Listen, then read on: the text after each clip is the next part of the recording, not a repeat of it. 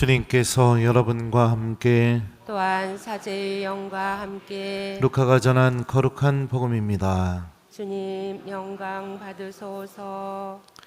그때 예수님께서 제자들에게 말씀하셨다. 너희는 허리에 띠를 메고 등불을 켜놓고 있어라. 혼인잔치에서 돌아오는 주인이 도착하여 문을 두드리면 곧바로 열어주려고 기다리는 사람처럼 되어라. 행복하여라. 주인이 와서 볼 때 깨어있는 종들. 내가 진실로 너희에게 말한다. 그 주인은 띠를 메고 그들을 식탁에 앉게 한 다음 그들 곁으로 가서 시중을 들 것이다. 주인이 밤중에 오든 새벽에 오든 종들의 그러한 모습을 보게 되면 그 종들은 행복하다. 이것을 명심하여라. 도둑이 몇 시에 올지 집주인이 알면 자기 집을 뚫고 들어오도록 내버려 두지 않을 것이다. 너희도 준비하고 있어라. 너희가 생각하지도 않은 때에 사람의 아들이 올 것이다. 주님의 말씀입니다. 그리스도님 찬미합니다.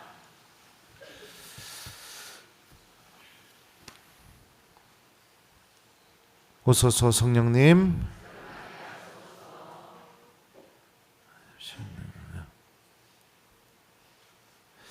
너희도 준비하고 있어라. 너희가 생각하지도 않은 때에 사람의 아들이 올 것이다. 예, 여러분은 새해 복 많이 받으세요.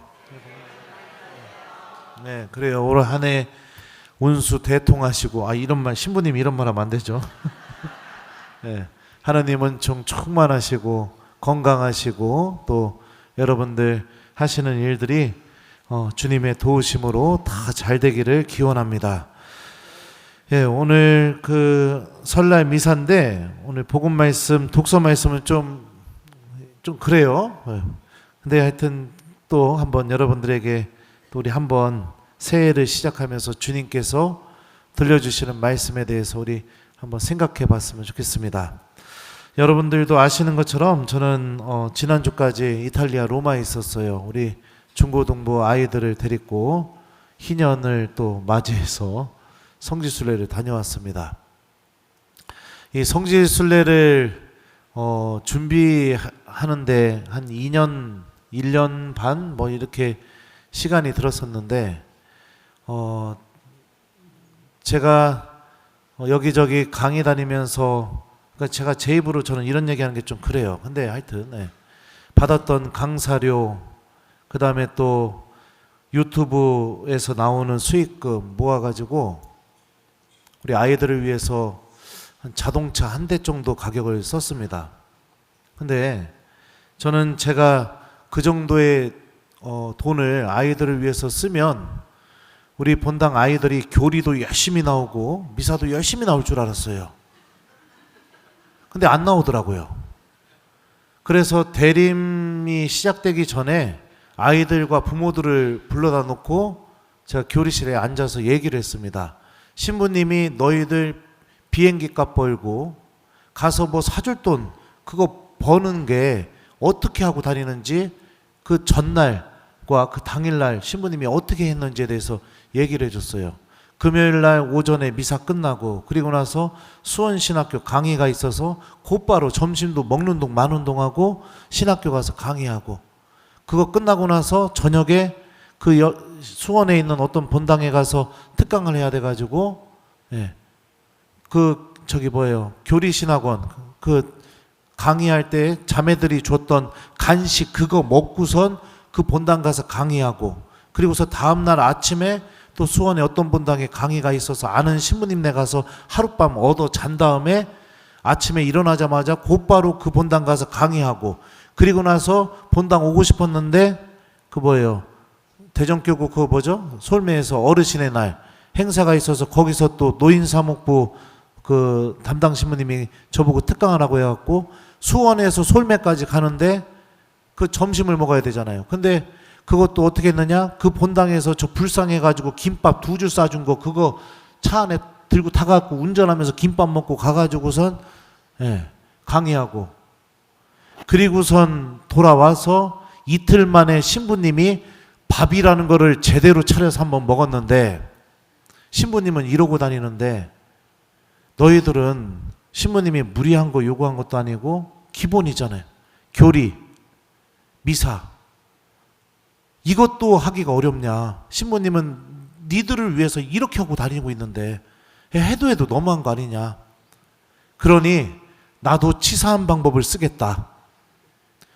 지금 이 순간부터 교리 한 번 빠지면 5만 원, 미사 한 번 빠지면 5만 원. 그러니까 예를 들어서 교리랑 미사 한 번 빠지면 아예 그날 안 나오면 어떻게 되는 거예요?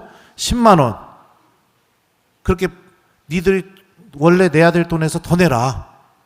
그렇게 했더니 어떤 일이 벌어졌을까요? 참석률이 거의 100%에 가깝게 그런 일이 벌어지게 된 겁니다. 교리해 주시던 수녀님이 제가 그 말을 얘기하고 그 다음 주에 대해서 교리하고 나서 깜짝 놀래갖고 저한테 오신 거예요. 신부님 애들이 왜 이렇게 많이 온대요? 이러는 거예요.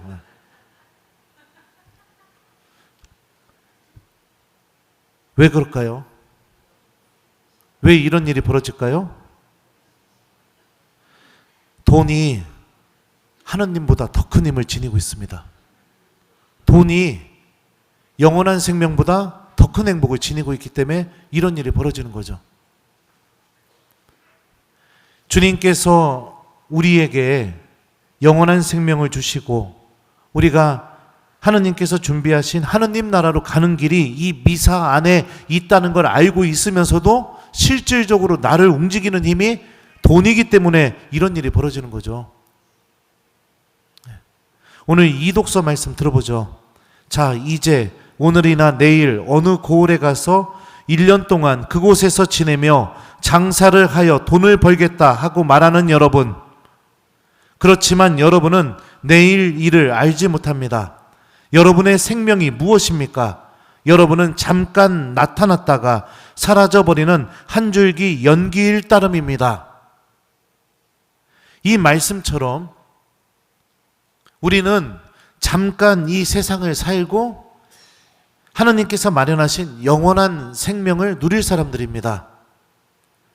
그런데 돈 때문에 믿음을 버리고 돈 때문에 하느님과 함께하는 시간을 소홀하게 여기고 그렇게 내가 살아간다면 내 삶이 어찌 그 영원한 생명이 준비된 삶이라고 할 수가 있겠습니까? 성지순례를 가서 아이들에게 가르쳐주고 싶었던 게 있었습니다. 정말로 소중한 것은 지키고 간직하는 것이지 다음으로 미루거나 핑계대면서 안 하거나 그게 아니다. 예를 들면 서로 간의 신의, 사랑, 믿음, 성실성, 책임감, 하느님에 대한 믿음 이런 것들은 내가 엄청난 손해를 보더라도 지켜야 되는 것이다. 이걸 다음으로 미루면 안 되는 것이다. 이걸 아이들에게 가르쳐주고 싶었어요. 그리고 애들이 가가지고서 맨 보는 게 뭐예요? 성당, 신부님하고 계속 미사하고 하는 게 하느님 안에 머무는 거잖아요. 근데 아이들이 뭐라고 얘기하느냐? 너무너무 행복하고 기쁘대요. 하느님 안에 머무는 게 기쁨이라는 것을 알려주고 싶었죠. 성지순례 마지막 날에 애들하고 나눔을 하는데 한 아이가 이런 얘기를 했습니다. 여러분들도 밴드에 올려준 거 보셔서 아시겠지만 성지순례 오기 전에는 웃을 일이 별로 없었는데 순례에 오니까 너무 많이 웃게 되었다. 내 평생 이렇게 웃으면서 지내본 적이 없다. 그 꼬맹이가 그 얘기를 하는데 제 마음이 얼마나 아팠나 모릅니다. 하느님과 함께하는 시간 안에서 행복을 느낀 것 같아서 아주 보람이 되고 저도 기뻤어요. 우리는 신앙인입니다.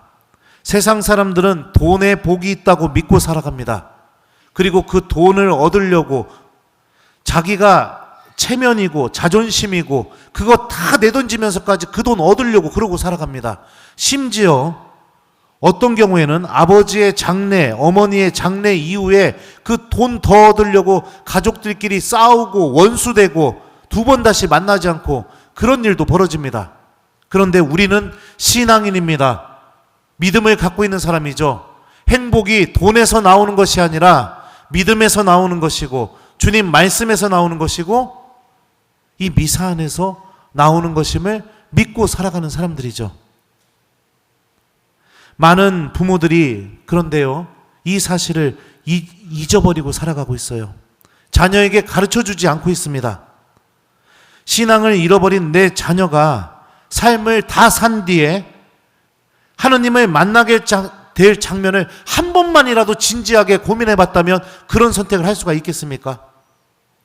기도도 안 하고 미사에도 오다 말다, 명절 때만 미사 나오고 고해성사도 사라져 버렸고, 평생 행복이라는 게 돈 안에 있다고 생각해서 그 돈만 얻기 위해서 그렇게 평생 살다가 죽어서 하느님 만나게 될 그런 내 자녀의 모습에 대해서 한번 생각해 보셨냐고요. 어떤 일이 벌어지게 될까요? 복음은 알려줍니다. 기름이 준비된 처녀들은 예수님과 함께 하늘나라에 들어가고, 기름이 준비되지 않은 처녀는 들어갈 수가 없습니다. 문을 두드려도 열어주지 않으십니다. 나는 너를 모른다라고 얘기하십니다. 주님이. 똑같은 밭에서 자랐지만 미리 된 자녀들은 모아들여서 하느님 나라인 곳간에 들어가게 되고, 가라지인 자녀들은 모아서 불에 태워버린다고 복음은 알려주죠. 행복이 어디에서 나오는지, 사람이 무엇을 소중하게 지키고 간직해야 되는 것인지, 그것을 가르쳐주지 않아요.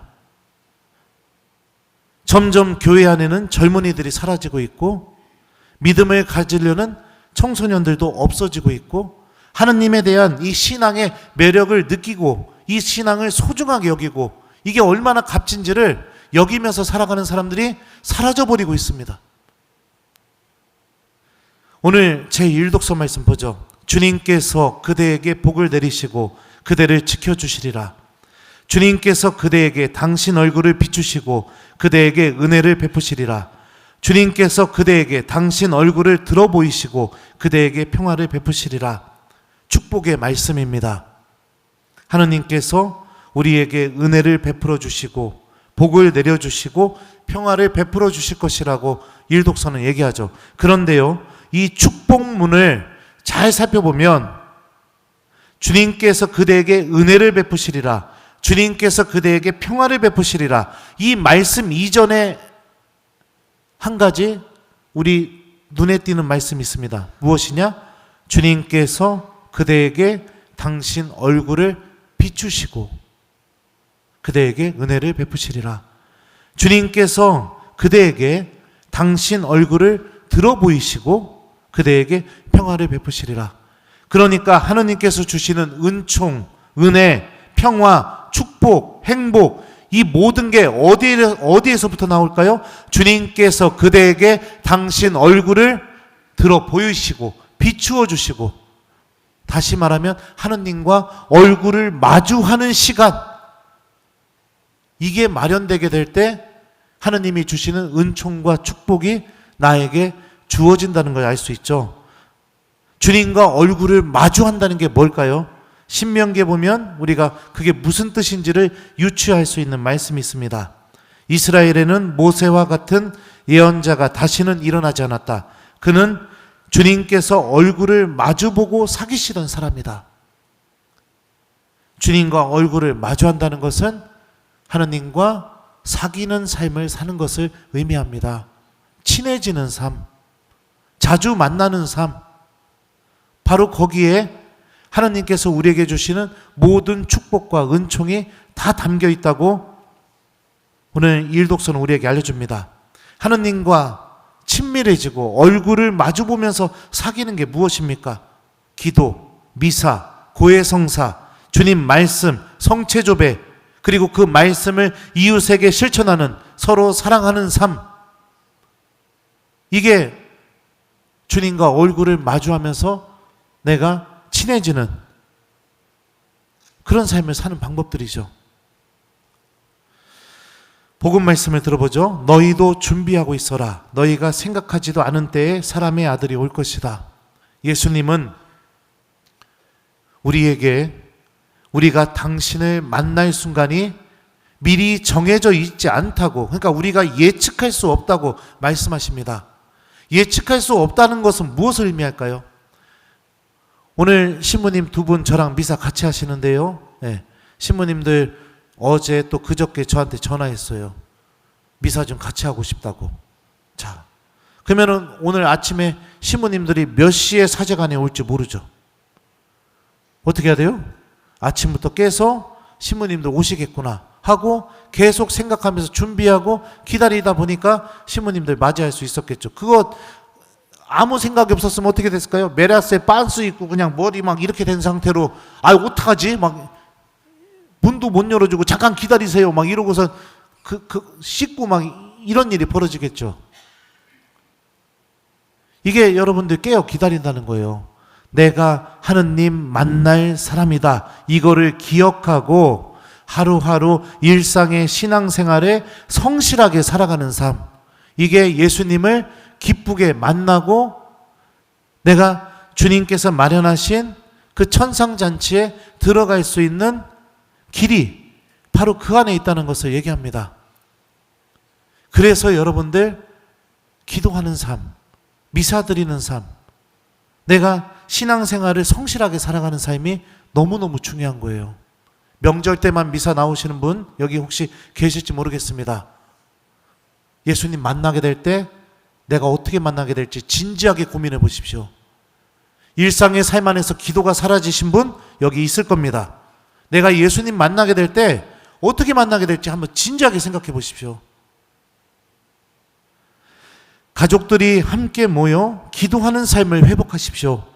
한 해가 하나님께서 주시는 은총과 행복으로 충만해지려면 가족들이 모였을 때 여러분들 함께 저녁기도 하시고 함께 아침기도 하시면서 기도하는 삶을 가정 안에서부터 회복했으면 좋겠습니다.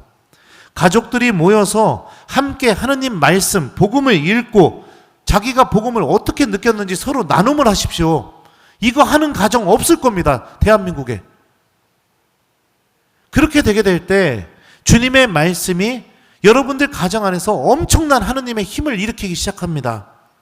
가족들이 서로 명절 기간 동안에 그 말씀을 서로에게 실천하고 예수님께서 말씀하신 서로 사랑하여라 라는 이 사랑의 열매를 맺으려고 해보십시오. 가정이 하느님을 잃어버리고 있습니다. 원래 사람은 그래요. 가정 안에서 모든 것을 배웁니다. 이웃을 사랑하는 법도, 이웃을 존중하는 법도, 세상을 살아가는 법도, 하느님에 대한 믿음을 얻는 방법도, 기도하는 법도 다 가정 안에서 배우고 있어요. 근데 가정 안에서 하느님이 사라져버리고 있으니 우리의 아이들이 도대체 무엇을 배우고 어디에 행복이 있고 사람이 무엇을 생명처럼 지키면서 간직하면서 살아가야 되는지 그걸 어디에서 배우겠습니까? 오로지 돈이죠. 돈, 물질. 그게 최고인 거죠. 그러니까 나중에 어떻게 해요? 부모가 더 이상 줄 게 없으면 어떻게 해요? 부모를 짐처럼 여기죠. 돈이 더 이상 나오질 않으니까. 사람 관계에서도 돈이 제일 중요하죠. 모든 것이 돈이죠. 그렇게 살아가는 삶이 인간의 영혼을 얼마나 바닥으로 내팽겨치게 만드는지 여러분들은 이미 삶의 경험을 통해서 알고 있을 겁니다. 외로움, 공허함, 어느새부터 가정 안에 이 외로움과 공허함이 가득 차 있게 됩니다. 함께 모였는데도 대화가 사라지고 함께 모였는데도 외롭고 북적북적 되는데도 마음이 공허하고 가정이 그렇습니다. 만약에 그렇다면은 함께 기도하시고 복음을 읽고 서로가 복음을 느낀 걸 얘기를 해보세요. 그 외로움과 공허함이 사라지게 되겠죠. 사랑하는 교우 여러분들, 새해를 시작하는 우리에게 주님께서는 참된 행복은 돈과 물질 안에 있는 것이 아니라 하나님과 얼굴을 마주보고 주님과 사귀는 신앙생활 안에 참된 행복이 있다고 오늘 우리에게 말씀하고 계십니다. 우리가 하루하루 성실하게 살아서 주님을 언제 만날지는 모르겠지만 오늘 하루가 내가 하느님을 만날 준비가 되어 있는 그런 신앙생활로 하루하루를 성실하게 살아서 주님을 기쁘게 만나기를 주님께서는 바라고 계시죠. 올 한 해 여러분의 가정에 또 가족들이 함께 모여 하느님의 얼굴을 마주하기 위한 촛불이 켜지기를 간절히 바랍니다. 그리고 하느님께서 주시는 모든 행복과 은총이 여러분들 가족들이 함께 모여 기도하게 될 때 주님께서 친히 베풀어 주시기를 저는 또 간절히 바랍니다. 예수님께서 이런 말씀을 하셨죠. 사람이 온 세상을 얻고도 제 목숨을 잃으면 무슨 소용이 있겠느냐. 우리가 세상 모든 것을 얻고도 하느님 나라에 들어가지 못한다면 무슨 소용이 있겠습니까? 우리가 누릴 것 다 누렸는데 하느님이 어떤 분이신지 전혀 모르고 그분과 그 어떤 관계도 맺지 않은 상태로 주님을 만나면 그게 무슨 소용이 있겠습니까? 참된 행복은 하느님 안에 있다는 것을 기억하면서 올 한 해 주님 안에서 여러분들에게 필요한 모든 은총과 축복을 얻어나가면서 기쁘게 살아가는 한 해가 되었으면 좋겠습니다.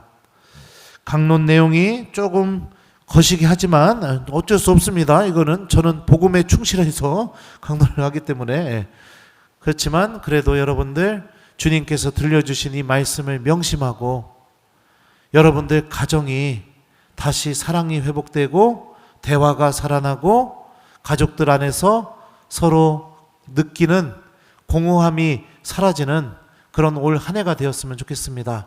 그게 행복한 겁니다. 돈이 아무리 많다 하더라도 서로 대화도 없고 공허하고 외롭고 그거 얼마나 죽도록 어렵겠습니까? 그게 행복한 거예요. 그래서 올 한 해 하느님께서 주시는 은총과 행복을 주님과 함께하는 시간 안에서 잘 얻어나가는 우리 교우들, 물질보다 하느님의 은총이 더 값지다는 것을 내가 배워나가는 올 한 해가 되었으면 좋겠습니다. 숙제 드립니다. 오늘 고향에 오신 분들 죄송해요. 근데 저는 숙제 주는 신부예요. 자, 오늘 숙제는 뭐냐? 이제 점심 먹어야죠. 그죠? 미사 끝나고 가족들 같이 점심 먹을 텐데 숙제는 점심 먹기 전에 다 같이 삼종기도 하고 식사 전기도 하고 밥 먹기. 알았어요? 해봐요. 가족들이 그 기도 같이 모여서 기도할 때마다 축복과 행복과 은총이 쏟아진다. 막 그렇게 생각하시고 그렇게 하고 가족이 모여서 삼종기도 하고 식사 전기도 하고 같이 밥 먹기. 요거를 숙제로 드립니다. 너희도 준비하고 있어라. 너희가 생각하지도 않은 때에 사람의 아들이 올 것이다. 아멘.